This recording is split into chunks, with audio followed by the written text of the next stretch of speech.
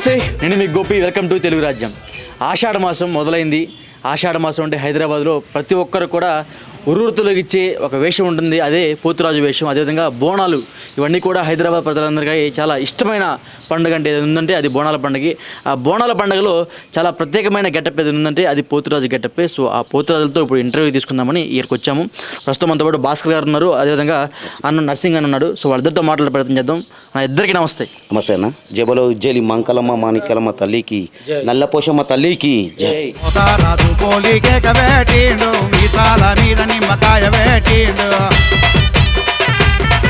ఎన్ని సంవత్సరాల నుంచి మీ ఇద్దరు పోతురాజు గెటప్ వేస్తున్నారు? నేను గత 18 సంవత్సరాల నుంచి చేస్తున్నా. మంకలమ్మ గుడికి 12 సంవత్సరాలైంది. మా గురు దినేష్ పోతురాజు నా స్నేహితుడు. చనిపోయారు. అది పోయిన సంవత్సరం అతనికి జాండీస్ అయ్యి అతను బాధాకరంలో పోయినాడు. మాకు కూడా చాలా బాగుంది అతను లేడని. మాకు గ్రూప్కి సికింద్రాబాద్ ఉజ్జలి మంకర మా గ్రూప్కి అయితే దినేష్ పోతురాజే గురు, మాకు ఎడ్డు అయిననే. ఎక్కడ పోయినా సికింద్రాబాద్ ఏ ఆర్డర్కి పోయినా ఎక్కడ పోయినా కూడా భక్తులు పిలిచిన ఆ ప్రోగ్రామ్ చేయాలంటే దినేష్ గ్రూప్ అంటే ఒక బ్రాండ్. ఆ బ్రాండ్కి మేము ఆ మనిషి పేరు ఎన్నిటికైనా జీవితాంతం ఆ పేరుని ఆయన ఇచ్చిన సంకల్పాన్ని ఆశీర్వాదం మా గుండెలు పెట్టుకుని ఉంటాము. ఎన్నడూ దినేష్ పైన కింద పడినాం. పలానా దినేష్ గ్రూప్ పోతురాజులు అంటేనే ఒక బ్రాండ్ అది. రైట్ అన్న, మీరు ఎన్ని సంవత్సరాల నుంచి పోతురాజు గెటప్ వేస్తున్నారు? నేను 5 సంవత్సరాల నుంచి చేస్తున్నాను. వచ్చేసి మా గురువు వచ్చేసి దినేష్ పోతురాజ్. ఆయన ఆధ్వర్యంలోనే మేము పోతురాజు చేస్తాం. ఇప్పటికే మాంకాలం గుడిలో 5 సంవత్సరాల దాకా నుంచి చేస్తున్నాము. ఇప్పటి వరకు కూడా మాకు మంచిగా అయింది, అంతా మంచిగా అయింది. ఇంకోటి ఏందన్నదే, ఇప్పుడు ఆయన దయ వల్లనే మేము ఉన్నాము. ఏది ఉన్నా కూడా ఏం చేసినా 2 ముద్దలు తింటున్నామంటే మా గురువుతోటి. అన్న, పోతురాజు వేషం అంటే ప్రతి ఒక్కరు కూడా చాలా చులకనగా చూస్తూ ఉంటారు. ఎందుకంటే మీరు పోతురాజు వేషం వేసిన తర్వాత ప్రజల్లోకి వెళ్ళినప్పుడు వాళ్ళందరూ కూడా మిమ్మల్ని చులకన భావంతో మిమ్మల్ని ఎక్కిరిస్తా, మిమ్మల్ని కొడతా, మీ వెంట పెడతా ఉంటారు. అలాంటప్పుడు మీకు ఎలా అనిపిస్తుంది? అన్న, పోతురాజు అంటే ఆట సమస్య కాదు, ఒక అమ్మవారి తమ్ముడు. ఒక అమ్మవారిని ఊరేగింపు తీసుకోవాలన్నా, గావు పట్టాలన్నా, కార్యక్రమం చేయాలన్నా ఒక పోతరాజు. అమ్మవారి తమ్ముడు పోతరాజు. అమ్మవారి తమ్ముడు అంటే అతను కూడా ఒక శక్తిమంతుడు. పోతరాజు పోతలింగడు అంటారు. అమ్మవారు ముంగట బొడ్రాయి అనేది అది ఆయన పోతలింగడు. ఏమున్నా కళ్ళు సాక కానీ ఆటపోతులు కానీ ఆ పోతరాజుకి ఎక్కుతాయి. అమ్మవారికి ఎక్కేది పరమన్నం, తోటకూర, బెల్లమన్నం ఎక్కుతుంది. పోతరాజు ఎందుకు భయంకరంగా పబ్లిక్లో ఎందుకు ఉంటాడంటే అప్పుడు పంట పొలాల్లో బియ్యం బూటకుంటుండే, నీరు ఉండకపోతుండే, గాలి ఉండకపోతుండే. అప్పుడు దుష్టశక్తులు చాలా ఉంటుండే. అయితే రైతులు అనేది ఏం చేస్తుండే, అమ్మవారికి అమ్మ నా రైతుల పంట బియ్యం వండితే నీకు ఫస్ట్ నైవేద్యం పెడతాం తల్లి అని అప్పుడు మొక్కుకుంటుండే. అప్పుడు ఏం చేసే బోనంని తయారు చేసే లోపల రాక్షదుస్తులని ఉంటుండే. వాళ్ళు వచ్చి బోనాన్ని ఖరాబ్ చేస్తుండే.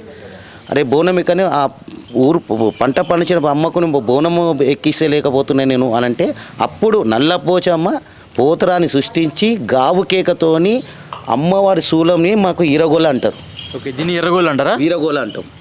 అమ్మవారి శూలం మాకు శక్తి ఇస్తుంది. ఆ శక్తి శూలమే ఈరగోళము. ఆ ఈరగోలతో ఆ దుష్ట శక్తిని హతమార్చుకుంటా వెళ్ళగొట్టుకుంటా ఊరు విలువని దాకా ఉడగట్టి అమ్మని ఊరేగింపు తీసుకొచ్చి అమ్మవారిని ఆడ కూర్చోబెట్టి అమ్మవారికి బోనం ఎక్కించి అమ్మని శాంతి చేసి ఆ పోతరాజుడు అమ్మవారి ఎదురుగా బొడ్రాయిలుగా పోతలింగడై నిలిచాడు. ఇక్కడ ఈ పోతరాజు ఇప్పుడు అంటూ పోతరాజు ప్రజల చులకన చూస్తున్నాడు. చులకన చూసిన వాళ్ళకు మేము ప్రజలు చులకన కూర్చొని చూస్తలేం, అమ్మ సేవ చేసుకుంటున్నాం. ఆ అమ్మ సేవ ఎవరికి ఇయ్యది. ఆ సేవ మాకు ఇచ్చిందే, మాకు ఏ జన్మలో మేము పుణ్యం చేసుకున్నామో ఆ సేవ మాకు ఇచ్చిన వాటికి మేము అమ్మవారి సేవలను ఉంటాము. అమ్మవారి ఊరే భక్తితో మేము వేసుకుంటాం. ఊరు నన్ను బాధ పెడితే అమ్మవారు మిమ్మల్ని బాధ పెడుతుంది. మేము అన్నీ ఏం పట్టించుకున్నాం. అమ్మ ఒంటి మీద మాకు పసుపు ఇచ్చినప్పుడు అమ్మని ఊరేగింపు తీసుకోవాలా, అమ్మని శాంతి చేయాలా, ఊరు మంచిగా ఉండాలా, ఇంటి కడపలో ఉన్న అక్క చెల్లెలు అమ్మ అన్నదమ్ములు అందరూ సల్లంగా ఉండాలి. మేము అందరితోనే ఆశీర్వాదం ఇస్తాం. ఆ అమ్మ ఆశీర్వాదం మాకు ఇచ్చిన వాటికి మేము ఆ ఈరగోలతోని అతనికి ఆశీర్వాదం ఇస్తాం. ఇప్పుడు ఉంటారు ఇంట్లోకి అమ్మ నేను బోనం తీయాలి, భక్తులు మమ్మల్ని పిలుస్తారు, అన్న పలానా పోతరాజు ఇంకా రండి మా అంటే వేయండి. వాళ్ళు మంచిగా అవుతారు, మేము మంచిగా అవుతాం. మా ఆశీర్వాదం వాళ్ళకి మంచిగా అనిపిస్తే మళ్ళీ మన మమ్మల్ని పిలుస్తారు. ఇప్పుడు ఒక జాగల పోయినాం, వాళ్ళు సతాన్స్తున్నారు. ఇలా సతాన్సారు, రేపు పొద్దున మరి భూమి మీదకి లేవరు. ఎప్పుడు భూమి మీదకి లేవరంటే ఏదో రోగమో జనాగ్రమో కాలనలో ఇబ్బంది పక్క 100% అవుతుంది. ఒక ఓల్డ్ సిటీలో గుండు శుద్ధులతోని శిశం పిల్లకలకి ఎన్నో జరిగినాయి మాకు. మేము అమ్మ మీద నమ్మకం పెట్టుకుని ముందే పోయినాం, కానీ ఎప్పుడు జర మేము ఎంత బాధపడతామో వాళ్ళు ఇంకా సరే వాళ్ళు బాధపడతారు. గుండు సూదులతో కూర్చారు మేము. వచ్చారు చాలామంది, చాలా జరిగాయి. ఓకే, మీకు ఎప్పుడు జరిగినాయి అట్లా? నాకైతే ఏం జరగలేదు. నాదైతే అంతా మంచిగా అమ్మవారి దయ ఉంది, ఉజ్జయిని మహాంకాళి తోడుంది, ప్లస్ మా గురువు ఆశీర్వాదం ఉంది, అంతా మంచిగానే జరిగింది. ఇంతవరకు ఏం ప్రాబ్లం లేదు. కానీ ప్రాబ్లమ్ అయ్యేటోళ్ళకు వాళ్ళు కూడా ఏంటంటే ప్రాబ్లము, కొంతమంది యూత్ అనేది యూత్ పోతరాజు సరిగ్గా ఉంటే ఆ యూత్ కూడా సరిగ్గా భయపడి అమ్మో ఈయన స్టిక్ ఉన్నాడు అతని దగ్గర పోదని ఆ భయం అనేది అతని మనసులో రావాలా. మనని చూసేవారికి అమ్మ ఈ పోతరాజు చాలా స్టిక్ ఉన్నాడు చూస్తేనే భయం అవుతుంది అని అనడానికి అతను మన దగ్గర కూడా రాడు. చెడు చేయాలనుకుంటే మంచితనం వచ్చి మంచితనం ఆశీర్వాదం తీసుకుంటే మంచిది అది. ఓకే, పోతరాజుకి ఈ కొన్ని శక్తులు ఉంటాయంట, మీకు ఏమైనా ఉన్నాయి శక్తులు ఏమన్నా? లైక్ ఒకరిని చేతబడి చేయటం అలాంటి శక్తులు ఏమైనా ఉన్నాయి? పోతరాజు అమ్మవారి తమ్ముడు, చేతబడి చేసేటోడు గారు, చేతబడి చేసిన మాంత్రికాలు చేస్తారు. అంటే బయట అంటూ ఉంటారు. అయితే మాకు ఒక బయట మాంత్రికాలు ఒకప్పుడు చాలా ఉండే మాంత్రికాలు. కొంతమంది పోతరాలని రక్తం కక్కించంటే చేశారు, కాళ్ళు లేవకుండా చేశారు, దున్నే చేశారు, అప్పుడు చేశారు. కానీ ఇప్పుడు ఇక్కడ లేరు. ఒక జమానాలు ఉండే మంత్రకాళీలు పోతరాజు చేయాలంటే కూడా భయపడుతుండే. అట్లాంటి వాళ్ళు ఈ జనరేషన్కి మంత్రకాళీ లేరు. అమ్మ ఆశీర్వాదం మనసు పూర్తిగా నింపుకొని ఆ పోతరాజు ఒంటి మీద పసుపు వేసుకొని ఉంటే అమ్మ మనకు శక్తి ఇస్తుంది. ఆ హీరోగోళ్ళని మనకు శూలంలోకి శక్తి ఇచ్చినప్పుడు ఆ హీరోగోళ్ళని దుష్టశక్తిని ఎదురుకొడుతున్నాను. ఎదురు మనుషుల శక్తి మనం ఎదురుకొట్టలేమా? అంతా మనకు పవర్ ఇచ్చినప్పుడు మనం ఆ శక్తిని ఎదుగుతున్నాం. మనం అన్ని శక్తి దుష్టశక్తిని ఎదిరించుకుంటేనే మనం ముందు వేసుకోతున్నాం అమ్మవారిని. మీరు సుమారు 2 సంవత్సరాల నుంచి ఈ వేషం వేస్తున్నారు? నేను 18 సంవత్సరాల నుంచి చేస్తున్నాను. 18 సంవత్సరాల నుంచి ఈ పోతురాజు వేషం వేస్తున్నారు కదా, ఈ రోజైనా సరే అమ్మవారు మీ ఒంట్లోకి రావడం జరిగిందా? మేము గావు పట్టినప్పుడు పూనకములు వస్తుంది. గావు అంటే ఇప్పుడు మంకలమ్మ గుళ్ళ మేము గావు పడతాం, సొరకాయ. బ్రాహ్మణ మంకలమ్మ మేము సొరకాయనే పడతాం.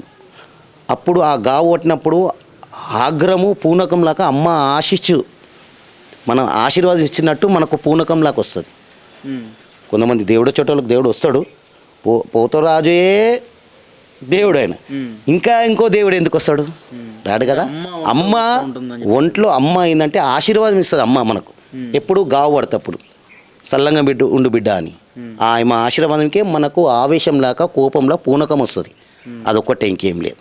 Okay, right. ఇంకోటి పోతురాజు వేషం వేసిన తర్వాత మందు తాగి డ్యాన్స్ చేస్తారు, అందుకనే వాళ్ళు అంతసేపు నిలబడగలుగుతారు, అంతసేపు తిరగలుగుతారని బయట మీ మీద ఒక నెగిటివ్ టాక్ ఉంది. దానికి ఏమంటారు? అది చాలా చాలా తప్పు.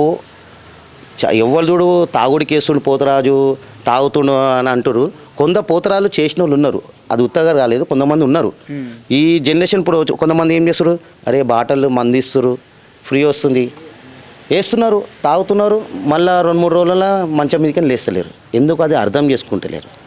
పోతరాజు ఒక మంచి కార్యక్రమం, అమ్మవారి సేవా కార్యక్రమం. ఇప్పుడు మా అయ్యప్ప మాల కానీ మన యజ్ఞం కానీ హోమం అన్ని మాలలు వేస్తారు కదా, అది కూడా ఒక బ్రహ్మచారి రథం పోతరాజుది. అమ్మవారి కార్యక్రమం మనం చేస్తున్నామంటే ఆ తల్లి మనకి ఇచ్చిందంటే ఏ జన్మలో మనం ఏం పుణ్యం చేసుకున్నామో. మంచి చేసిన వాళ్ళకు మంచి అవుతుంది, చెడు చేసిన వాళ్ళకు చెడే అవుతుంది. ఒక పోతరాజు ఎన్నటికైనా ఎవ్వరు చులకన చూడకండి. పోతరాజు అల్లా తప్ప కాదు. పోతరాజు ఒకప్పుడు ఊర్లో మేకపోతులు అవన్నీ గావబడుతుండే, అక్కడ కళ్ళు పోస్తుండే. కళ్ళు అంటే పానకం, తెలుగు భాషలో పానకం అను. ఆ పానకాన్ని మన సామాన్లకు పూజ చేసేటప్పుడు సామాన్లకు పోసి తీర్థంలాగా తీసుకుంటుండే. ఇప్పుడు ఏమైపోయిందంటే ఆ తీర్థం తీసుకునే పోయేది తాగుడు ఎక్కువైపోయింది. ఏ మనిషి అయినా ఏ పోతరాజు కానీ లిమిట్ ఉండాలి. తీర్థంలాగా తీసుకుంటే అది తీర్థమే అవుతుంది, మందు తీసుకుంటే మందు ఇస్తాడు అని వేస్తాడు, తాగుతాడు, రోడ్డు మీకు వస్తాడు. ఎవరి పేరు ఖరాబ్, పోతరాజు ఖరాబ్, పిలిపించిన వాళ్ళు ఖరాబ్. అందుకే ఎవరైనా ఇప్పుడు భక్తులు మనం పిలిపించినప్పుడు లిమిట్. మేము తాగదంటే వేషం తీసినాక ఎంతనన్నా కానీ చాలా వింటున్నాను నేను. పోతరాజు ఈ 2 సంవత్సరాల నుంచి చాలా ఖరాబ్ చేస్తారు. సీనియర్ల పేరు కూడా చాలా ఖరాబ్ చేస్తారు. పెద్దవాళ్ళు అప్పుడు ఒక చెంబడు పాలు 2 అట్టు పనులు తింటుండే, ఇప్పుడు కూడా ఉన్నారు అక్కడ వేసింది, వాళ్ళ పేరు కూడా ఖరాబ్ చేస్తున్నారు. ఇంకా ఇలా ఏమైందంటే చిన్న పొరలు కూడా యాడ్ అయిపోయారు. అంటే అది నేను అడగబోతాను. నెక్స్ట్ క్వశ్చన్ ఏంటంటే, చాలామంది ఏంటంటే మీకు ఏదో సరదా కోసం ఈ వేషం వేసేవాళ్ళు కూడా చాలామంది ఉన్నారు, చిన్న చిన్న పిల్లలు కూడా వేషాలు వేస్తున్నారు. అట్లా వేయొచ్చు అసలుకి? తప్పు, వేయద్దు. ఇప్పుడు నా ఇంట్లో అమ్మ నాకు కొడుకు ఉడితే, నేను అమ్మవారి మీ భక్తుని, నా కొడుకు పుట్టి అనుకో, చిన్నప్పుడు ఆ పోరని చిన్న పోతరాజు వేసి ఒక తొట్టెలే తీసుకొని బోనం తీసుకొని అమ్మ నా కొడుకు కూడా వేసిండు, రేపు ఫ్యూచర్లో నీ ఆశీర్వాదం ఉంటే ఒక గురువుని పట్టుకొని వేయగలుగుతాడు అని ఇప్పుడు ఏమైపోయిందంటే ఎవరు పడితే వాడుతుంది. పోతరాజుకి గురువు 100% ఉంటాడు. గురువు చెప్పినట్టు పోతేనే ఆయనకు ఎదురుకి ఏది అడ్డు లేదు. ఏంటంటే ఇష్టం ఉన్నట్టు ఎవరు పడితే ఆలేస్తురు, ఎంకసిరి బాధపడుతురు. పోతరాజు పేరు ఖరాబ్ చేయకండి. చేతులెత్తి మొక్కుతున్న పోరలు కానీ తాగుడు విషయంలో కానీ ఈ సంవత్సరంలో నేను చాలా వింటున్నాను. నేనేమన్నా తాగుడే ఇవ్వకండి, తాగితే పోతరాజు చేయకండి. ఏమున్నా అమ్మవారి సేవల మంచిగా చేయండి. మీరు మంచిగా కానీ మంచి పేరు చేయండి, పోతరాజుకి చెడ్డ పేరు చేయండి. చాలామంది ఇప్పుడు కొత్త లేటెస్ట్ టైప్లా ఓల్డ్ టైప్లా ఏమేమో చేస్తున్నారు. వాళ్ళ చేసేలా వాళ్ళకే, మాది మాకే. పుణ్యకారం చేసుకున్న వాళ్ళకి పుణ్యమే కలుగుతుంది, పాపకారం చేసుకున్న పాపమే మిగులుతుంది. కానీ పోతరాజు పేరుని చాలా ఖరాబ్ చేస్తున్నారు. ఈ జనరేషన్కి రుటనిగా పోరలు ఎవ్వరు పడితే వాళ్ళకు గురువు ఉండడు.